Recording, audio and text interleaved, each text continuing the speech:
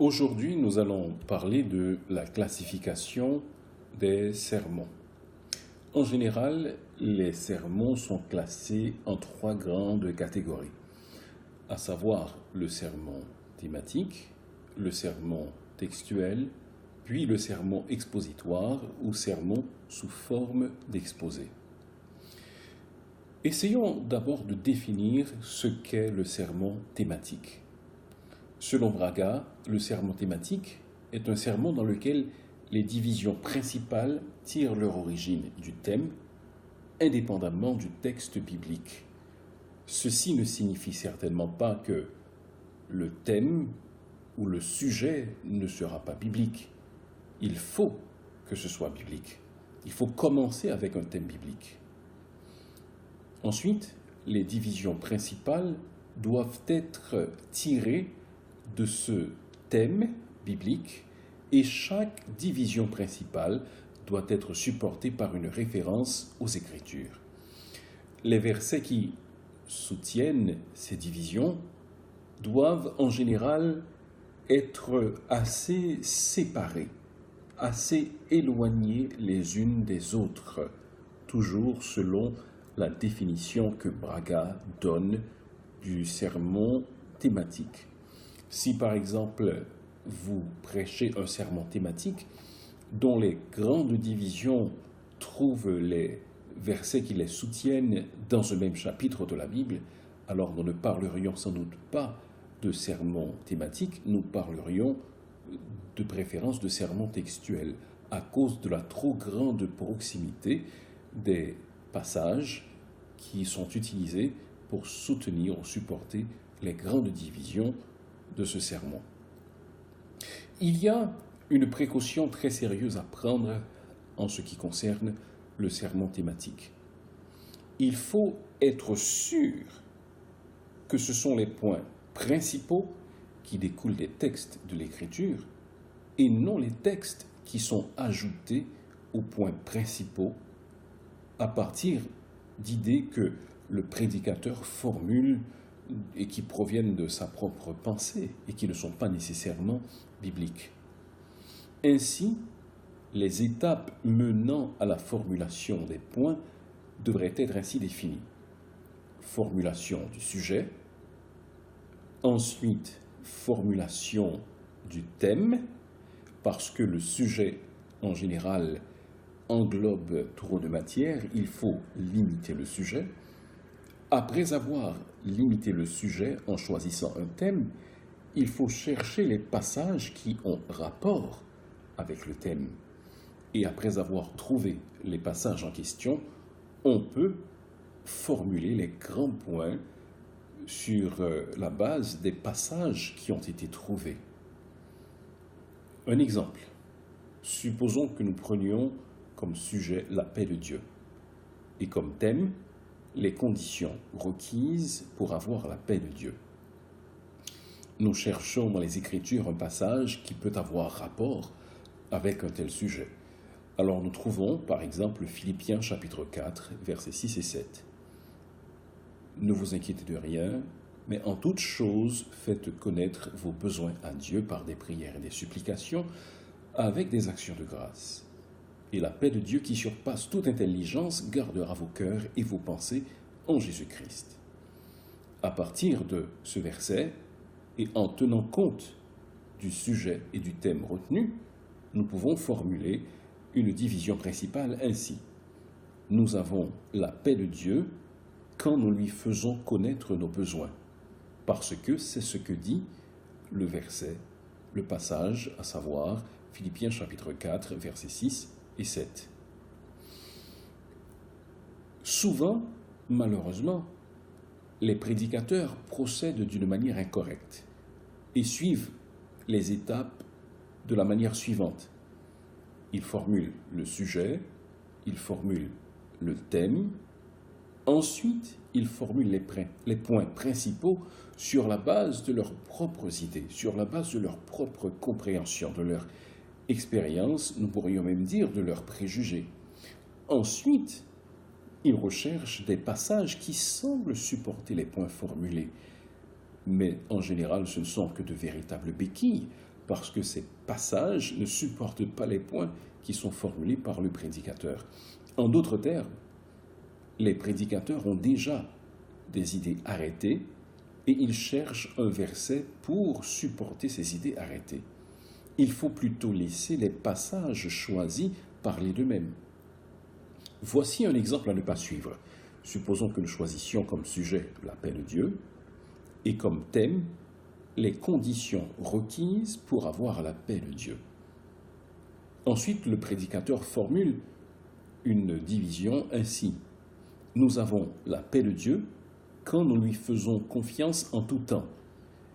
Et comme verset de support, il utilise 2 Thessaloniciens chapitre 3 verset 16 qui dit que le Seigneur de la paix vous donne lui-même la paix en tout temps, de toute manière. Mais ce n'est pas ce que dit 2 Thessaloniciens chapitre 3 verset 16.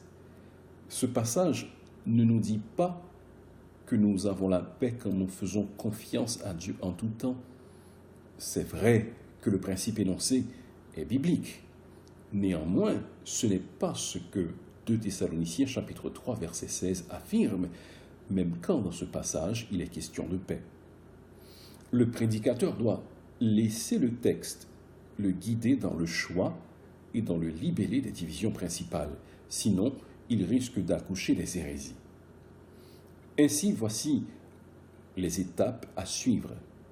Choix du sujet, choix du thème, formulation du point principal, choix du sujet, choix du thème, recherche du passage et ensuite formulation du point principal. Il ne faut pas procéder de la sorte, comme je vais vous le dire, par exemple, choix du sujet, choix du thème, formulation du point principal, puis passage. Si nous procédons de la sorte, nous serons presque toujours coupables de l'erreur dont je viens de vous avertir. Voici quelques autres exemples de sermons thématiques. Si nous avons comme sujet l'amitié dans le livre des Proverbes, par exemple, nous pourrons avoir pour thème les caractéristiques du vrai ami. Sujet, l'amitié dans le livre des Proverbes, mais c'est plutôt vaste. Un aspect particulier de l'amitié dans le livre des Proverbes, ce sont les caractéristiques d'un vrai ami. Premièrement, le vrai ami aime. Nous tenons cela de Proverbe 17, verset 17, qui dit « L'ami aime en tout temps ». Deuxième division principale, le vrai ami est loyal, parce que selon Proverbe 27, 10, nous recevons ce conseil « N'abandonne pas ton ami et l'ami de ton père ». Troisième grande division, l'ami réprimande. Selon Proverbe 27, versets 5 et 6, il vaut mieux une réprimande ouverte qu'une amitié cachée, et les blessures d'un ami prouvent sa fidélité. Donc, nous basant sur ces versets que nous trouvons en Proverbes, nous pouvons formuler les grandes divisions d'un sermon ayant rapport avec l'amitié selon le livre des Proverbes. Autre exemple, le sujet c'est la prière. La prière étant un sujet très vaste, nous devons limiter ce sujet. Ainsi, le thème suivant peut être retenu. Ceux pour qui il faut prier. 1 Timothée chapitre 2 verset 2 nous dit que nous devons adresser des supplications pour les rois, pour tous ceux qui sont élevés en dignité. Ainsi, nous pouvons formuler l'une de nos divisions telle que suit. Nous devons prier pour ceux qui sont élevés en dignité. En 2 Corinthiens 1,11, l'apôtre Paul demande à ses lecteurs de l'assister lui ainsi que ses compagnons d'œuvre dans la prière. Nous assistons de vos prières. Ainsi, nous formulons une autre division disant que nous devons prier pour les ministres de la parole. Et enfin, une autre division possible, inspirée de Jacques chapitre 5 verset 14, où il est dit que les anciens doivent prier pour les malades. Nous disons que nous devons prier pour les malades. Donc, encore une fois, sujet, la prière, thème, ceux pour qui il faut prier, Premièrement, ceux qui sont élevés en dignité. Deuxièmement, les ministres de la parole. Et troisièmement, les malades. Autre exemple, toujours en rapport avec la prière, mais cette fois-ci, la manière dont nous devons prier. Selon Matthieu chapitre 21, verset 22, le Seigneur Jésus-Christ affirme « Tout ce que vous demanderez avec foi par la prière, vous l'obtiendrez ». Donc, nous apprenons de ce passage que nous devons prier avec foi et non pas avec des doutes dans le cœur. Nous référons toujours à d'autres passages des Écritures. En Romains chapitre 12, verset 12 par exemple, nous apprenons qu'il faut persévérer dans la prière. Et en Luc chapitre 18, verset 1er, nous apprenons que le Seigneur Jésus-Christ partagea une parabole avec ses disciples pour leur apprendre qu'il faut toujours prier et ne point se relâcher. Ainsi, nous pouvons formuler une deuxième division comme suit. Nous devons prier avec persévérance. Et nous basons sur Philippiens chapitre 4, verset 6, qui dit que nous devons présenter nos requêtes à Dieu avec des supplications et des actions de grâce. Nous pouvons dire également que nous devons prier avec gratitude. Donc 3 points à ce sermon thématique dont le sujet est la prière et le thème, la manière dont nous devons prier. Nous devons prier avec foi. Deuxièmement, nous devons prier avec persévérance. Et troisièmement, nous devons prier avec une attitude de gratitude. Venons-en maintenant au sermon textuel.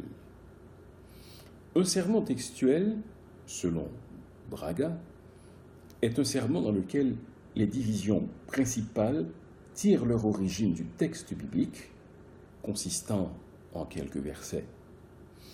Le plan principal reste dans les limites du texte.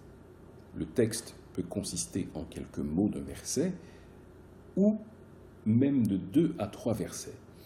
Mais j'ajoute que dans beaucoup de cas, le texte peut s'étendre à bien plus de 3 versets. Prenons 1 ou 2 exemples de sermons textuels. Si nous allons dans l'épître de Jacques, chapitre 1er du verset 19 au verset 25, le sujet qui pourrait retenir notre attention, ce serait la parole de Dieu, parce que dans ce passage, la parole de Dieu est mentionnée à plusieurs reprises. Le thème, ce serait les devoirs du chrétien envers la parole de Dieu. Premièrement, il y a la réceptivité envers la parole de Dieu. Jacques 1, 21 dit « Recevez avec douceur la parole qui a été plantée en vous ». Donc, il faut recevoir cette parole, il faut y être réceptif. Un autre précepte que nous apprenons de ce texte en Jacques, c'est que nous avons comme devoir d'appliquer la parole. Au verset 22 à 23 à 24 du chapitre 1er, l'auteur nous exhorte à mettre en pratique la parole de Dieu et à ne pas être des auditeurs oublieux.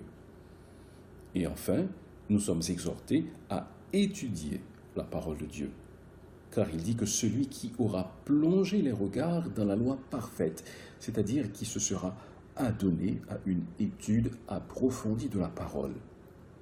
Donc, dans Jacques, chapitre 1er, versets 19 à 25, nous avons comme sujet la parole de Dieu, comme thème les devoirs du croyant envers la parole. Premièrement, la réceptivité. Deuxièmement, l'application de la parole. Et troisièmement, l'étude de la parole. Un autre passage peut être considéré. Cette fois-ci, c'est 2 Timothée, chapitre 3, du verset 14 à 2 Timothée, chapitre 4, au verset 2. Le sujet, c'est les Écritures. Que nous dit ce passage au sujet des Écritures? C'est que les Écritures sont suffisantes. Donc nous retenons comme thème la suffisance des Écritures. Comme premier point, nous découvrons que l'Écriture révèle la voie du salut. Le verset 14 dit « Dès ton enfance, tu connais les saintes lettres qui peuvent te rendre sage à salut. Donc, les Écritures révèlent la voie du salut. Deuxièmement, l'Écriture est inspirée selon le chapitre 3 et le verset 16. Toute Écriture est inspirée de Dieu. Troisièmement, l'Écriture est utile toujours selon le chapitre 3, le verset 16.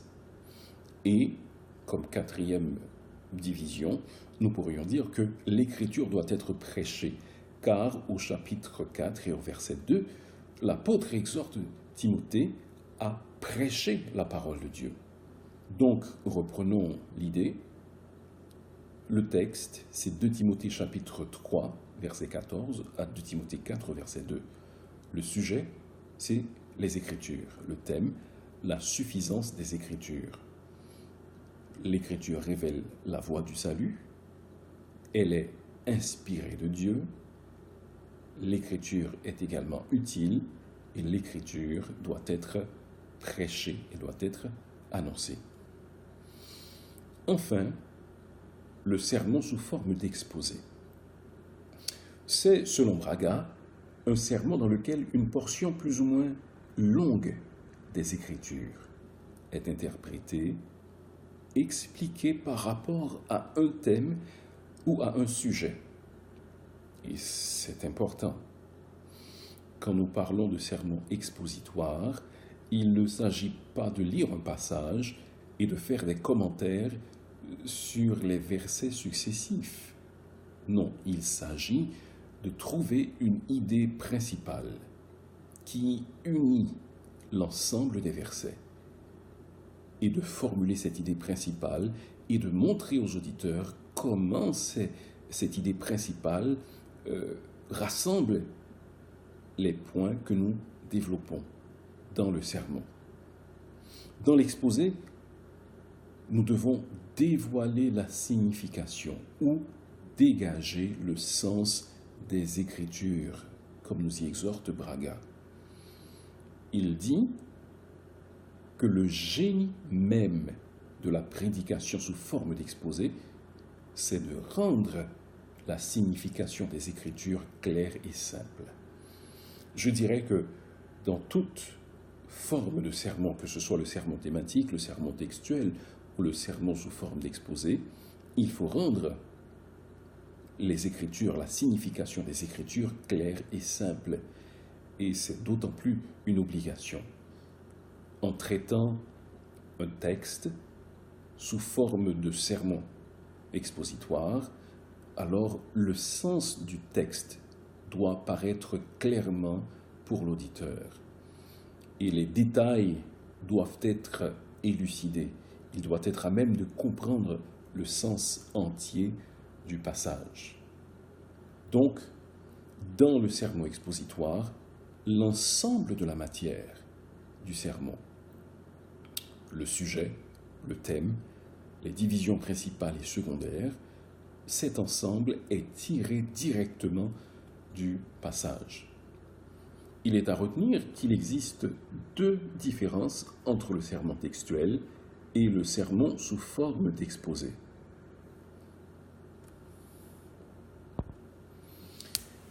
Il existe deux différences donc entre le sermon textuel et le sermon sous forme d'exposé. Le sermon textuel est tiré d'un passage relativement court, alors que le sermon sous forme d'exposé est tiré d'un passage plus ou moins long. Ensuite, le sermon textuel, en général, tire seulement ses divisions principales du texte, tandis que, dans le sermon sous forme d'exposé, les divisions principales et secondaires et toute la matière même du sermon sont tirées du texte. Un exemple de sermon sous forme d'exposé. Éphésiens chapitre 1er, du verset 1 au verset 14. Donc, premièrement, le texte est relativement long. Nous pourrions choisir les points suivants pour développer le sermon tiré de Éphésiens chapitre 1er, 1 à 14. Il est question dans ce texte des bénédictions spirituelles du croyant. Un premier point, la première grande division pourrait être la nature des bénédictions spirituelles, tirée du verset 3. Et les subdivisions qui s'en suivraient seraient les suivantes. Dieu le Père est l'auteur des bénédictions spirituelles. Ensuite, Christ est le dispensateur des bénédictions spirituelles. Et troisième subdivision de la première grande division, à savoir la nature des bénédictions spirituelles, c'est que les lieux célestes en sont la sphère. Première division principale, la nature des bénédictions spirituelles. Première subdivision, Dieu en est l'auteur. Deuxième subdivision, Christ en est le dispensateur. Et troisième division, les lieux célestes en sont la sphère. Deuxième grande division de ce sermon expositoire, la liste des bénédictions spirituelles, telles que nous les trouvons du verset 4 au verset 14. Il y en a au moins 6 qui sont mentionnées. Premièrement, l'élection en vue de la sanctification, c'est une première bénédiction spirituelle. Une autre, c'est la prédestination à l'adoption. Une troisième, c'est la rédemption par le sang de Jésus. Quatrième bénédiction spirituelle, c'est le pardon. Cinquième, l'héritage. Et sixième, le sceau du Saint-Esprit. Et une toute dernière division pourrait être ainsi formulée, le but des bénédictions spirituelles, à savoir que les croyants puissent servir à la louange de la gloire de Dieu. Nous trouvons cette idée au verset 6, au verset 12 et au verset 14. Voilà donc, en résumé, comment nous pouvons construire nos sermons, en particulier le sermon thématique, le sermon textuel et le sermon sous forme d'exposé.